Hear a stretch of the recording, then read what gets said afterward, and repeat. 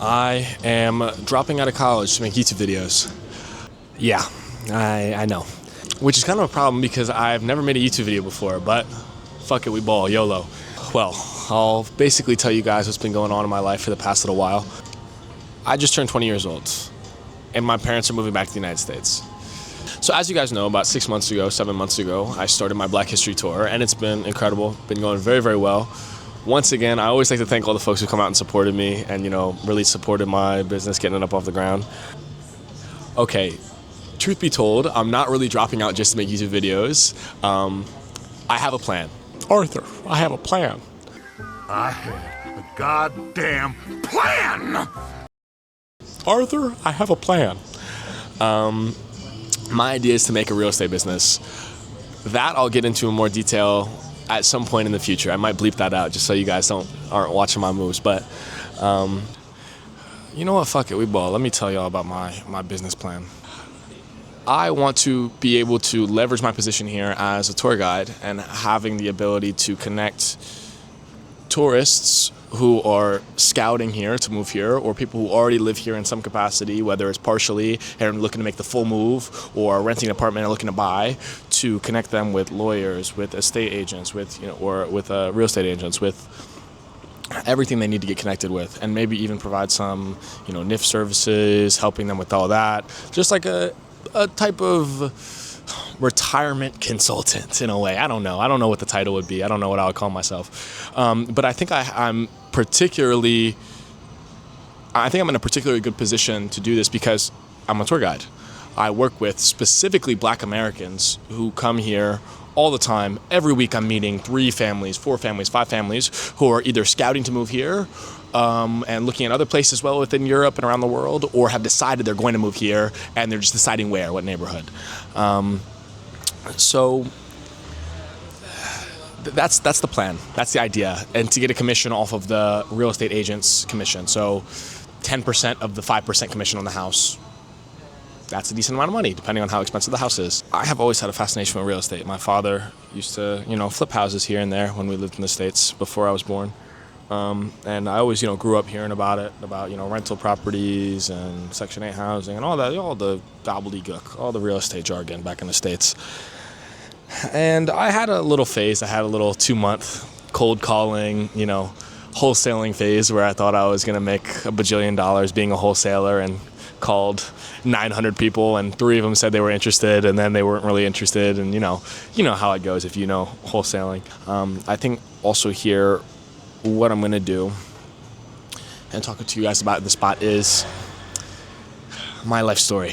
So, bounced around in the States a little bit. Moved here when I was 14 years old, about to turn 15. Moved here in April. I turned 15 in June. And then I started high school in September of 2021 is when I started my high school here. I was 15 years old. I did not know a lick of Portuguese, not a single word.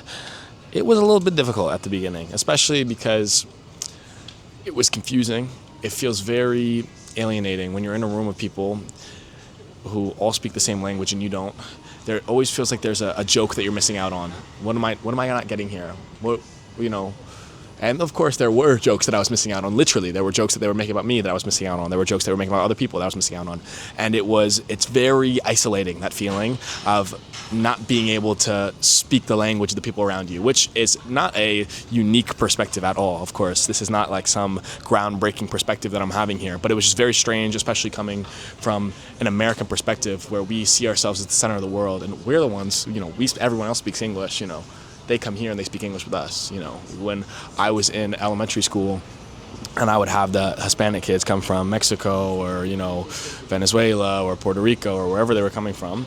And, we would try to get them to say swear words. And we thought that was the funniest thing in the world.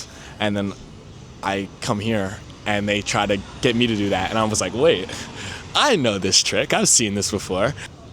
Well, I moved here. I started playing basketball, which was very, very helpful in terms of learning the language, of learning Portuguese, because it's very simple vocabulary. Line up with your right hand on your right side, take 3 dribbles, cross over to the left, and then lay the ball up after 2 steps. Okay, imagine that in Portuguese. It's very simple to grasp onto over and over and over again, getting repeated.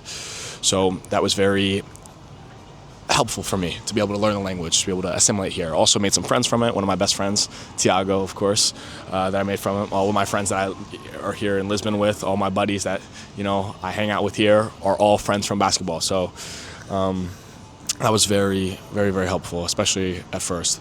And then I, was here.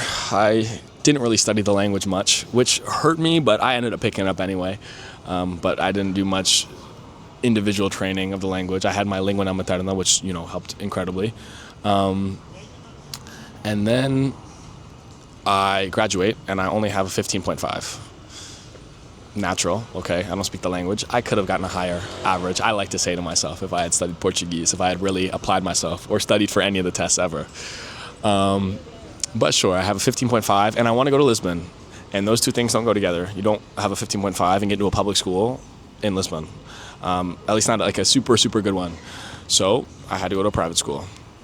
Europaea, that's where I ended up going, which I don't love, to be honest. I'm going to be honest here. This is a candid look into my life. I'm not going to sit here and lie to you.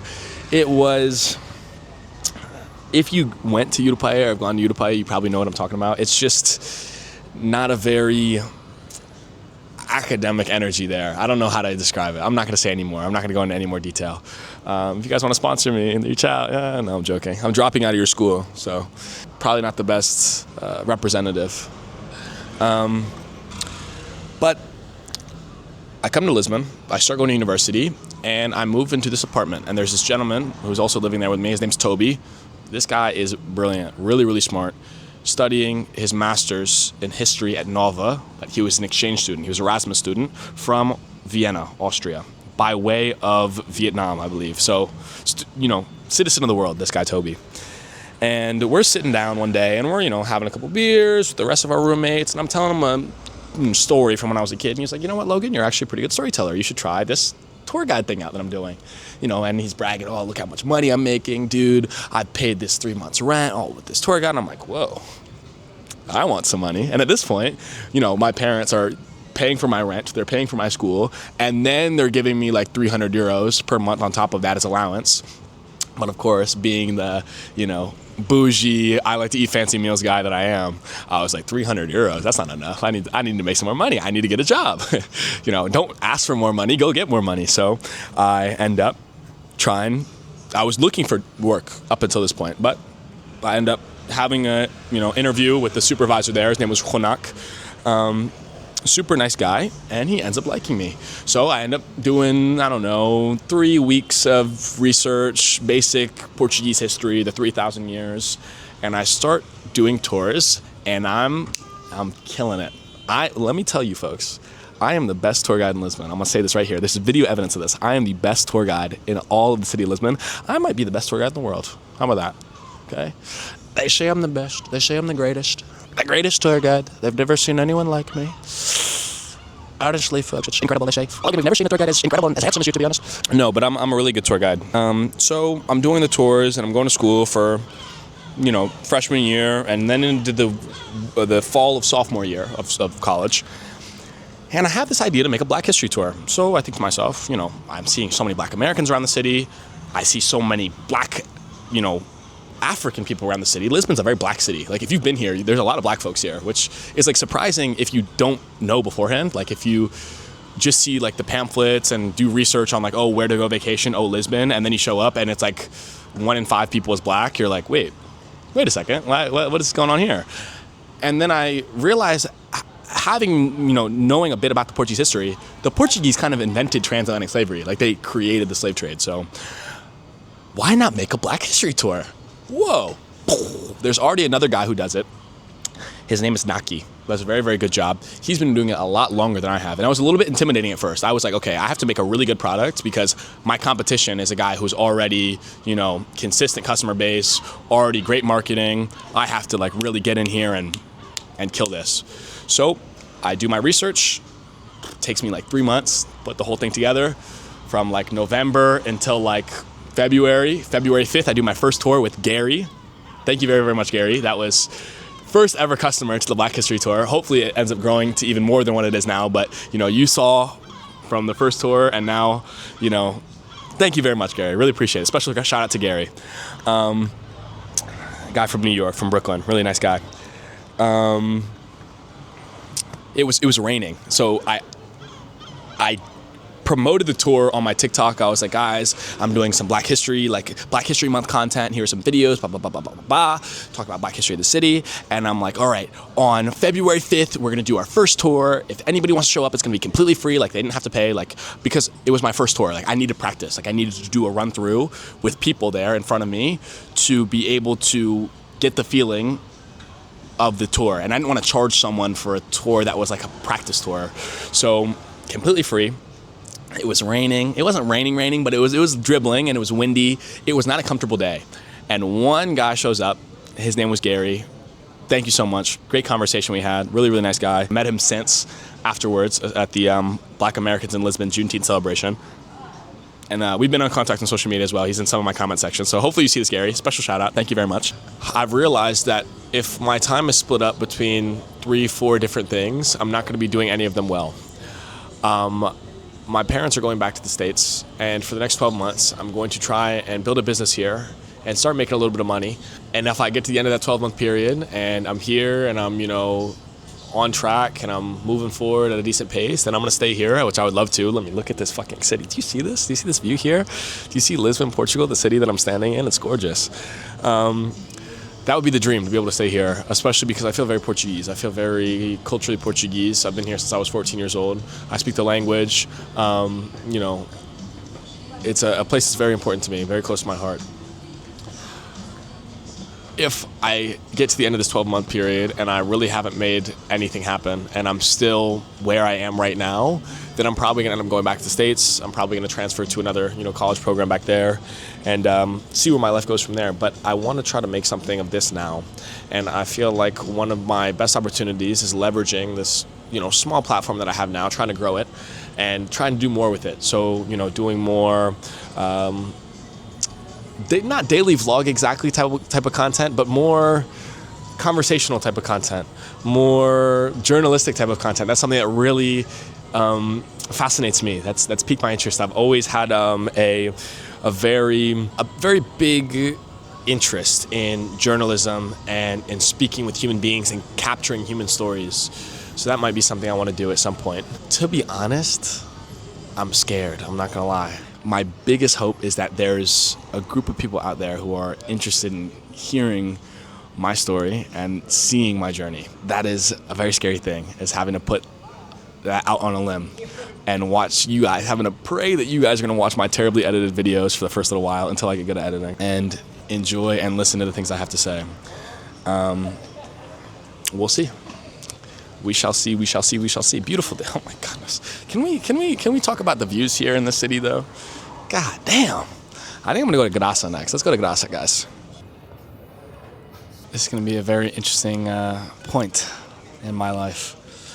12 months. I have 12 months to, let's set some goals. I have 12 months to get 10,000 YouTube subscribers and 30,000 TikTok followers. How about that? Some actionable goals, smart goals, specific, measurable, specific, measurable, actionable, or something, and then time bound. I don't know what the R stands for. Something.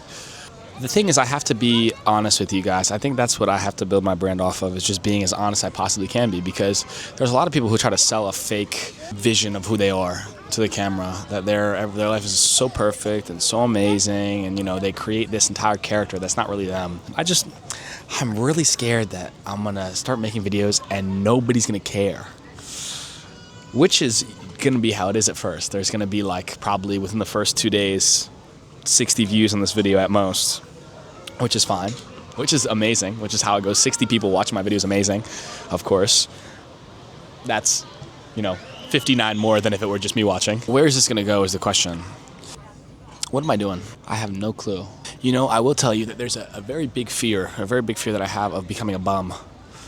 It's ever present in my mind. I'm like, okay, I'm taking a gap year from college. You guys know the meme of the guy sitting on the couch and be with the remote control.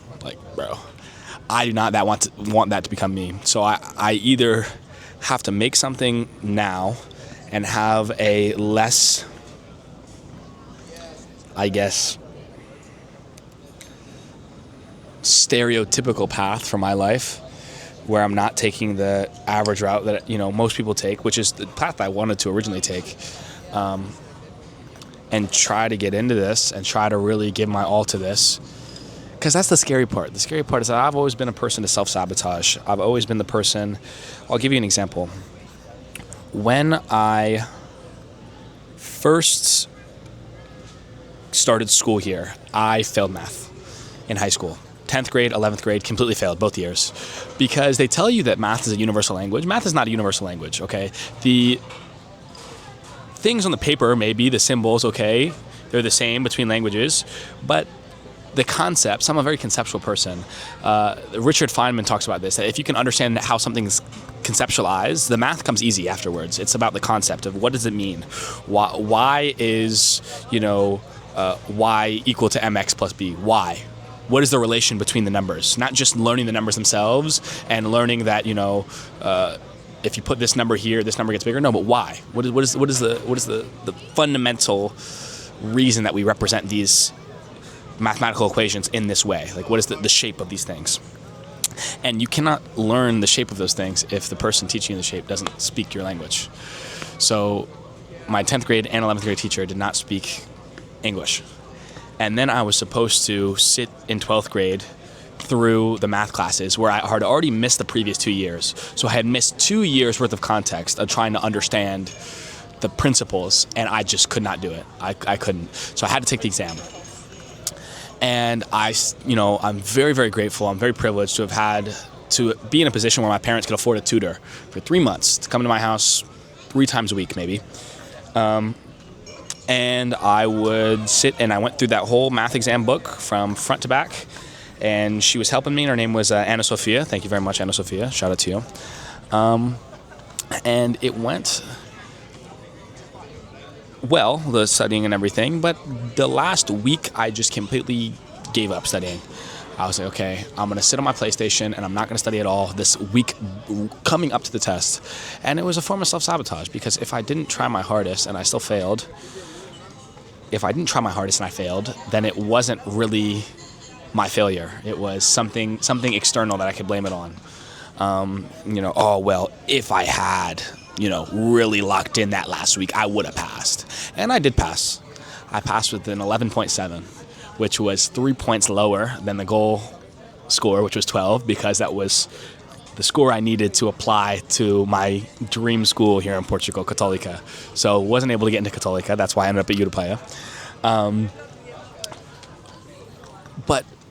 I have always had a tendency, and this is just one example, it's a microcosm of a trait I exhibit of self-sabotage, where if I don't give my all, I'm not really failing.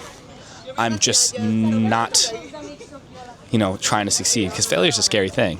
What happens when you try your hardest and then you fail? Well, then you're really a failure. Then you're a failure for that moment.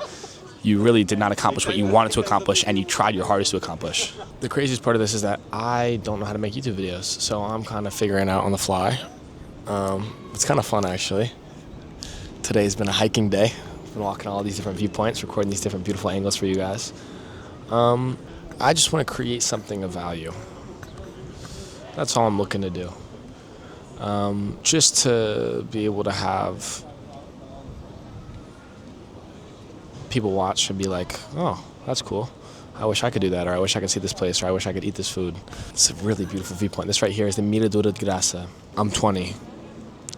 I'm 20 years old now, which is like kind of a big marker, because you're no longer a teenager. Like, you're fully an adult. Like, you're really an adult now. It's like, whoa.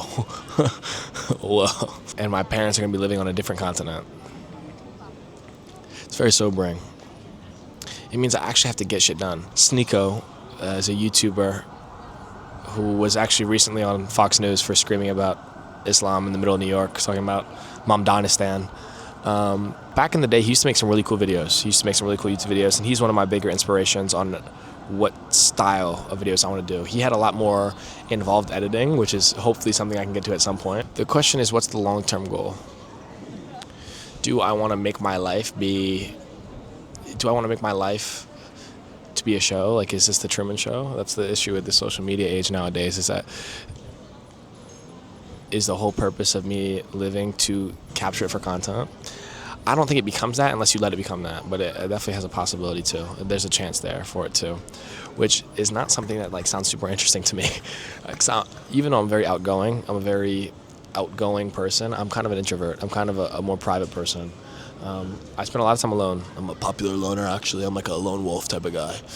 No, but seriously, I'm very outgoing and friendly, but there's something scary about sharing my life, sharing the intimate details of my life with people that I don't know. And having people who know me who I don't know. That's the one thing that's been so bizarre about just getting into having this small audience that I have now. Small. I mean, of course, everything's relative. I'm super grateful for all of you folks who follow my TikToks and you know, have followed my journey so far. But it's not like I'm super famous or anything. And yet, still, I'll get recognized every once in a while. And that's a very bizarre feeling. Is that this person standing across from you knows you, but you don't know them. And all right, now the church bell's done. The more you share about yourself, the more they know about you without you knowing anything about them.